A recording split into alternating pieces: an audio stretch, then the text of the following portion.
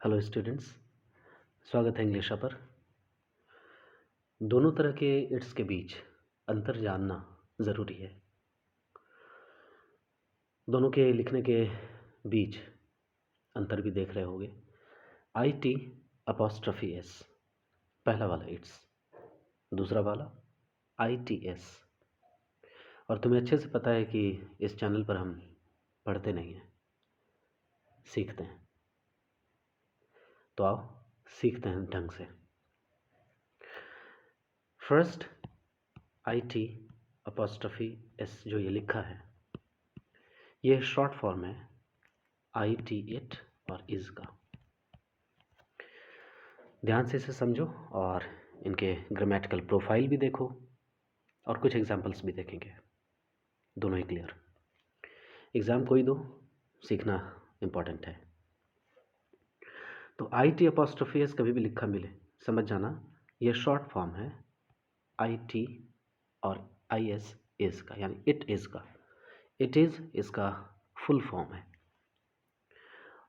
और दूसरा जो ITS है, ये एक एडजेक्टिव है। कैसा एडजेक्टिव है? तो पजेसिव एडजेक्टिव है। ये क्या दिखाता है? ये शो करता है पजेशन। पजेशन शो करने की मीनिंग है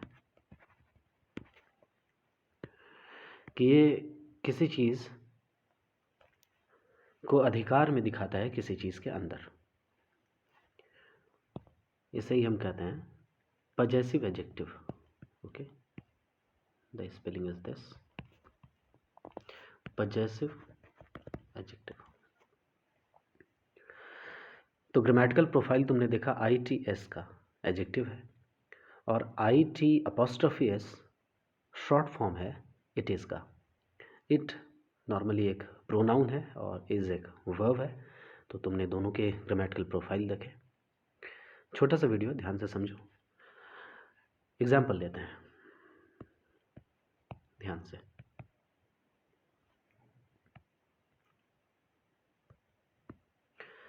जैसे इट्स माई बैग बोलते हो ना, इट्स माई बैग। एक में अपॉस्ट्रोफी लगाया हमने और एक में अपॉस्ट्रोफी नहीं है। और सेंटेंस के कुछ यूं है, it's my bag. Which one is right? Do you know? Yes, second वाला इट्स जो है ये गलत है। फर्स्ट वाला इट्स जो है ये करेक्ट है। ध्यान रखना, सुनने में तो एक जैसा लगता है, यानी कि जब बोलने की बात आती है, जब स्पीच की बात आती है, स्पोकन स्टाइल की जब बात आती है इंग्लिश की, तब सुनने में दोनों ही एक जैसे लगेंगे। फ़र्क कर पाना मुश्किल है। बोल भी रहा होगा कोई बोलने वाला सही, सुनने वाला सुन भी रहा होगा सही, और दोनों को अगर अक्ल है तो दोनों समझ भी रहे होंगे सही कि कौन सा वाला इट्स यहाँ पर लगेगा। एक्चुअली इट्स माई बैग ये कहने की मीनिंग होती है it is my bag. Are you getting the idea? Yes. अब इट इज़ है ना, तो इट इज़ का शॉर्ट फॉर्म हमने बोल दिया या लिख दिया इट्स।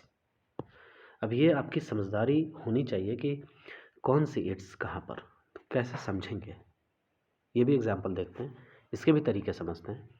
और फिलहाल ITS से एक एग्जाम्पल लो। जैसे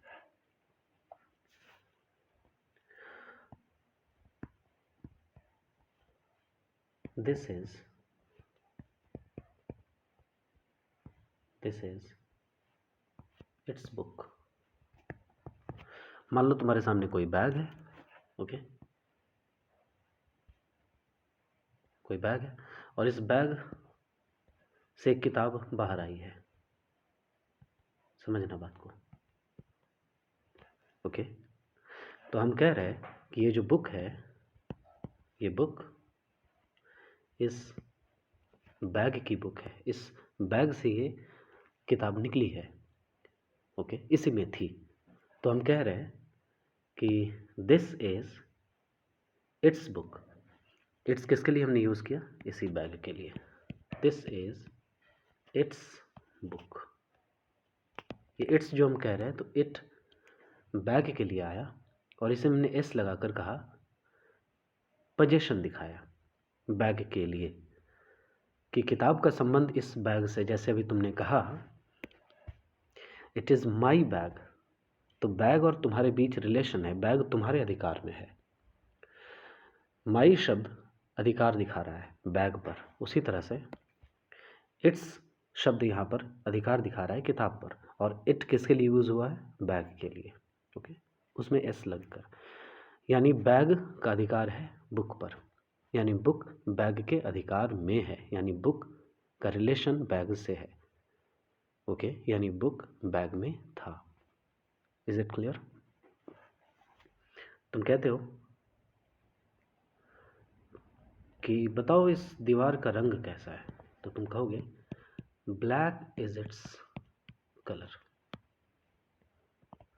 या इस कलम की रंगत बताओ कैसी है, इसका रंग कैसा है, तो तुम कहोगे ब्लैक इज इट्स कलर। ये इट्स किसके लिए यूज़ हुआ है? पेन के लिए, दीवार के लिए। अगर तुम इसे ज़रा सा ऐसे लिख कर देखो, बिल्कुल भी उलझा हुआ नहीं लगेगा। The colour of the pen. Okay, the colour of the pen. इसे मैं और सिंप्लीफाई कर देता हूँ लिखने के तरीके को, क्रॉस कर दो। कलर को पहले लिखोगे तो तुम लिखोगे the colour of the wall, यानी दीवार का ही रंग है। Black is the colour of the wall.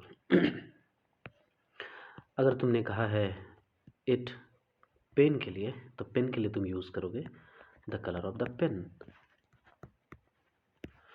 यानी कि बाद वाली चीज़ अगर पहले लिखते हो और पहली वाली चीज़ को अगर बाद में लिखते हो, तो दोनों के बीच ओ एफ अब आकर रिलेट करता है दोनों को। तो यही सेम फंक्शन है ITS का, रिलेट करना। जैसे the colour of the wall से हिंदी अगर करो या इंग्लिश भी करो, चूँकि तुम हिंदी में भी समझ रहे हो इसलिए कह रहा हूँ, तो दीवार का रंग OF अब मतलब का। और अगर इंग्लिश में तुम समझते हो कि OF अब रिलेट करता है किसी दो नाउन को, किसी दो प्रोनाउन को, या एक नाउन एक प्रोनाउन को सेंटेंस में, तो देख लो कलर और वॉल, कलर और पेन, ये दोनों ही रिलेटेड हैं एक दूसरे से। तो इट्स कलर कहने की मीनिंग है इसका रंग, यानी इसका रंग काला है। समझ रहे हो? सपोज एक लाइब्रेरी है और लाइब्रेरी की सारी किताबें बाहर है। लाइब्रेरी के लिए हम लोग इट यूज़ कर रहे हैं। Okay, this is a library, all these books, या all are its books, all are its books, कि सारी किताबें इसकी किताबें हैं। ये जितनी सारी यहाँ किताब रखी हुई हैं इसकी किताबें हैं। इसकी मतलब इस लाइब्रेरी की किताबें हैं। यहाँ लाइब्रेरी जो यूज़ हुआ है, सॉरी इट्स जो यूज़ हुआ है, ये लाइब्रेरी के लिए यूज़ हुआ है। समझ पा रहे हो एग्जाम्पल? कई एग्जाम्पल ले सकते हैं। जैसे तुम पूछते हो, कोई चीज़ है तुम्हारे सामने और तुम पूछते हो कि इसकी कीमत क्या है, what is it's price, what is it's price. तो तुमने किसी चीज़ के लिए इट्स यूज़ किया, यानी कि प्राइस और इट्स के बीच, यानी कि प्राइस और चीज़ के बीच तुमने रिलेट करके दिखाया इट्स का इस्तेमाल करके। प्राइस और चीज़ के बीच तुमने रिलेशन दिखाया, लाइब्रेरी और किताब के बीच तुमने रिलेशन दिखाया। यहाँ पर इट्स दीवार के लिए यूज़ है, तो दीवार और रंग के बीच तुमने रिलेशन दिखाया। इस बैग और बुक के बीच तुमने रिलेशन दिखाया, यानी कि पोजीशन दिखाया। हर एग्जाम्पल में पोजीशन मतलब अधिकार, और रिलेशन भी तुम समझना कि कोई चीज़ है उसकी कीमत है, तो कीमत किसके अधिकार में है? उस चीज़ के अधिकार में है। किताब किसके अधिकार में है? तो एक लाइब्रेरी के अधिकार में है। कहने की क्या मीनिंग, किताब किससे संबंधित है? लाइब्रेरी से। कीमत किससे संबंधित है? चीज़ से। और उनके लिए हम इट्स यूज़ कर रहे हैं। अब कैसे समझेंगे ये नाउन है? प्राइस शब्द यहाँ से गौर करो, यहाँ वर्ब आया है और वर्ब के बाद जो अन्य शब्द आते हैं वो या तो नाउन हो सकते हैं, एडजेक्टिव हो सकते हैं, ऐसा कुछ भी हो सकता है। लेकिन फिर भी कैसे जाने कि यहाँ पर कौन सा यूज़ है? तो ध्यान रखना, is, are, am, has, have, ये सारे शब्द बी फॉर्म है। ओके, बी फॉर्म, BEBFORM। और बी फॉर्म के बाद नाउन आता है, एडजेक्टिव आता है या तो वर्ब आता है। जैसे it is moving, I am teaching, तो इज़ और एम के बाद देखो मूविंग, टीचिंग, वर्ब आया। एडजेक्टिव लाकर दिखाता हूँ, it is red, it is black, it is white, तो इज़ के बाद क्या आ रहा है? रेड, ब्लैक, वाइट, ये सारे ही क्या है? एडजेक्टिव है, विशेषण है। और इसके बाद देखो नाउन में लाकर दिखाता हूँ, इट इज़ अ बैग, इसके बाद अ बैग हमने कहा। I am a teacher, am के बाद हमने टीचर कहा, नाउन है। उसी तरह से व्हाट इज़ इट्स प्राइस, यहाँ पर इसके बाद जो प्राइस शब्द आया है ये नाउन है। ये तो हमने ग्रामर के अप्रोच से सीखा। और ध्यान रहे, डिक्शनरी पढ़ो, डिक्शनरी पढ़ना शुरू करो, अच्छी चीज़ सीखोगे। प्राइस को नाउन जान सको, ये सारी चीज़ें डिक्शनरी बताती हैं और इस्तेमाल बताते हैं। सेंटेंस को इस्तेमाल करना सीखो, ईजी है। अब अगर नाउन है और नाउन से पहले कोई शब्द आ रहा हो और ये शब्द इसी नाउन के बारे में जो उसके बाद यूज़ हुआ है कुछ ज़्यादा बता रहा हो आपको, वो विशेषण होता है। इसलिए यहाँ पर इट्स क्या है? एडजेक्टिव है। लेकिन कैसा? चूँकि ये पजेशन दिखा रहा है, अधिकार दिखा रहा है, इसलिए ये पजेसिव एडजेक्टिव है। हर जगह यही बात है। इसलिए तुमने भी देखा कि ये इट्स महज एक शॉर्ट फॉर्म है, शॉर्टनिंग की गई है इट इज़ की। यानी इट इज़ जब जुड़ा तो हमारे पास इट्स बन गया और ये प्रोसेस कहलाता है छोटा करने का, शॉर्टनिंग। जैसे शॉर्टनिंग के मैं कुछ एग्जांपल देता हूँ तुम्हें। हैज़ प्लस नॉट अगर तुमने ऐड कर दिया तो शॉर्ट होकर ये क्या हो जाएगा? हैज़न्ट। Very good. जैसे वी प्लस विल तुमने ऐड कर दिया तो ये क्या हो गया? विल। हाँ, पढ़ेंगे इसे विल, ध्यान से। अगर तुमने विल प्लस नॉट ऐड कर दिया तो ये क्या हो जाता है? वॉन्ट। Yes, WON''T, want. तो ये सारे एग्जाम्पल्स शॉर्टनिंग के हैं। कहने की मीनिंग, हम विल और नॉट को शॉर्ट कर रहे हैं, वॉन्ट लिख रहे हैं। वी प्लस विल को शॉर्ट कर रहे हैं, विल लिख रहे हैं। हैज़ प्लस नॉट को शॉर्ट करके हैज़न्ट लिख रहे हैं। तो उसी तरह से इट प्लस इज़ को शॉर्ट करके इट्स लिख रहा है। बोलने में पता नहीं चलता है, ध्यान रखना है। अगर आपको ग्रामेटिकल नॉलेज है, व्याकरण की समझ है, तब आप फ़र्क ले आएंगे कि इट्स IT अपॉस्ट्रफी S वाला यूज़ हुआ है या ITS वाला यूज़ हुआ है। So you need to understand the concepts of grammar first. Then you can differentiate between its and its. क्या अभी आपने समझा? दोनों इट्स मैंने कौन सा कहा? खैर, आप समझ रहे हैं। तो ये फर्स्ट इट्स आपने देखा एंड द सेकेंड इट्स, इसकी जो पूरी आइडेंटिटी, इसका जो पूरा परिचय है, इंट्रोडक्शन है, वो ये कि ये सबसे पहले एक एडजेक्टिव है। Is it clear? और दोनों के एग्जाम्पल आप देख चुके हैं। आप कई ऐसे एग्जाम्पल्स क्रिएट कर सकते हैं खुद से, राइट? जैसे मैं पूछूं, व्हाट इज इट्स वेट, इसका वजन क्या है आखिर? Is this sentence right? No. Very good. क्या होगा यार? व्हाट इज इट्स वेट बिना अपॉस्ट्रफी के होगा। मैं एक चीज़ आपको बताऊं, इस इट्स के बाद यानी ITS डायरेक्टली बिना अपॉस्ट्रफी इट्स के बाद आपको हमेशा लिखा हुआ एक नाउन मिलेगा। ध्यान रखिएगा, ये पहचानने का तरीका है। यानी अगर, अब ये कॉन्सेप्ट की बात है, अगर नाउन कहीं लिखा है और उससे पहले इट्स को इंसान बोलता है क्योंकि बोलने में ही तो समझ में ये बात नहीं आती है। अब देखना ध्यान से, अपॉस्ट्रोफी मैंने यहाँ लगाया, तो आपको चुनना है, या आपके टीचर ने कहा इट्स और उसके बाद कोई नाउन शब्द बोला गया। नाउन तुम पहचानते हो, लेकिन नाउन से पहले बोला गया है इट्स, तो कौन सा इट्स तुम लिखोगे अपनी कॉपी में जो गलत ना हो, क्योंकि बोलने में तो फ़र्क नहीं कर पाओगे। टीचर ने तो ठीक ही बोला है इट्स, तो ये वाला इट्स लिखेंगे नाउन से पहले, क्योंकि ये इट्स बिना अपॉस्ट्रोफी का इट्स जो है ये एक एडजेक्टिव है, और नाउन से पहले हमें एडजेक्टिव चाहिए, ना कि यहाँ पर फ़िलहाल आई टी अपॉस्ट्रोफी एस चाहिए। ये गलत हो जाएगा। अगर सेंटेंस पीछे से और भी वर्ड्स अपने में रखते हैं तो आई टी एस ही लगाना, लेकिन गौर करना, ये तो कॉन्सेप्ट नंबर फर्स्ट हुआ। कॉन्सेप्ट नंबर सेकंड, नाउन से पहले ज़रूरी नहीं कि आई टी एस ही लगता है, आई टी अपॉस्ट्रोफी एस भी लग सकता है। अब कहोगे कैसे, ये तो कन्फ्यूजन हो गया। कोई कन्फ्यूजन नहीं है।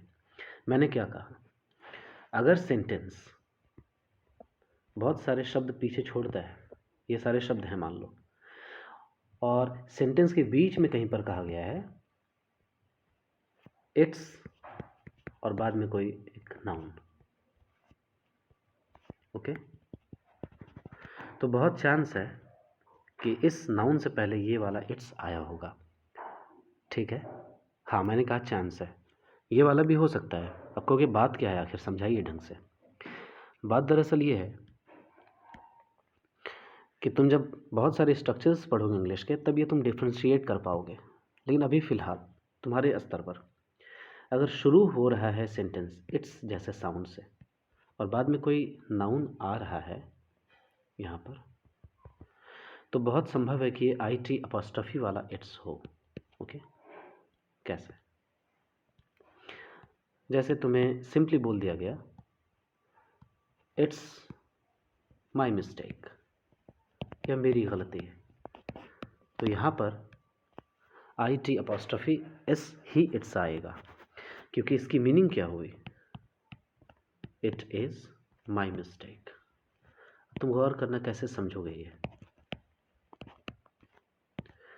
क्योंकि आगे तो माई मिस्टेक कह दिया गया, यानी कि अदर वर्ड्स हैं ये कोई दूसरे शब्द आ चुके हैं, और सेंटेंस बनने के लिए वर्ब तो चाहिए ही, और हमने इट्स कहा है, इसकी मीनिंग है कि हमने वर्ब वाला इट्स कहा है, क्योंकि अगर हम वर्ब नहीं समझते हैं इसे कि ये इट्स इट इज़ का शॉर्ट फॉर्म है जिसमें कि इज़ छुपा हुआ है, यानी वर्ब है, तो बिना वर्ब का कोई सेंटेंस बनता है क्या, यानी ज़रूर ये वर्ब वाला इट्स है। इज़ इट क्लियर, समझ में आ गया।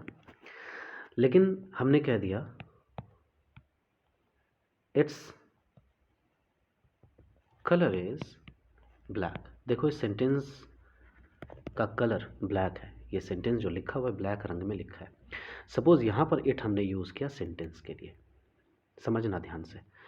तो ये इट्स कैसे तुम जानोगे कि आई टी एस वाला ही इट्स है, जबकि इसके बाद नाउन आया है।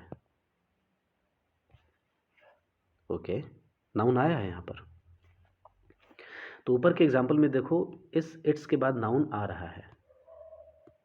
कैसे, इट इज़ हमने यहाँ लिखा, और यहाँ देखो माई मिस्टेक, नाउन तो आया, यानी इस इट्स के बाद भी ये नाउन आ रहा है, और यहाँ भी इट्स के बाद नाउन आ रहा है, दैट इज़ कलर। लेकिन हमने आगे कुछ कहा है और, यानी यहाँ पर वर्ब है, यानी वर्ब जब हम बाद में ला ही रहे हैं तो ये बहुत चांस है कि ये वाला it's I T apostrophe S नहीं होगा, क्योंकि एक सेंटेंस में फिर हम यहाँ पर इज़ क्यों लाएंगे। It is colour is black, is a sentence right, no. So ये निश्चित तौर पर किसी चीज़ का हम कलर बता रहे हैं, यानी कलर किसी के अधिकार में है, वो दीवार पर चिपका हुआ है, वो किसी कलम पर चिपका हुआ है, वो कलर किसी किताब पर चिपका हुआ, हम हो सकता है कि किताब के रंग की बात कर रहे हैं, यानी हम रिलेट कर रहे हैं दो चीज़ों को। तो पहली चीज़ के लिए हमने इट्स कह दिया, और दूसरी चीज़ का हमने नाम ले लिया। कैसा एडजेक्टिव है, तो पजेसिव एडजेक्टिव स्लिप्स हम पजेसिव एडजेक्टिव लिख कर दिखाएंगे। समझ में आ रहा है तुम्हें। इट्स कलर इज़ ब्लैक, यानी इस इट्स के बाद कुछ और भी तुम वर्ब तो बोल रहे हो, जब वर्ब बोल रहे हो तब तुम समझ जाना कि ये वाला इट्स ITS होगा। लेकिन ऐसे वाले इट्स बोलने के बाद तुम वर्ब कहीं बोलते ही नहीं हो सेंटेंस में, तो निश्चित तौर पर वर्ब वाला इट्स तो यही होगा। ओके, तो ये कॉन्सेप्ट है इट्स और इट्स का। अगर और नीड लगे, किसी तरह का कन्फ्यूजन रह गया हो इसमें, तो कमेंट बॉक्स आपका है, बताता हूँ। आज इतना ही।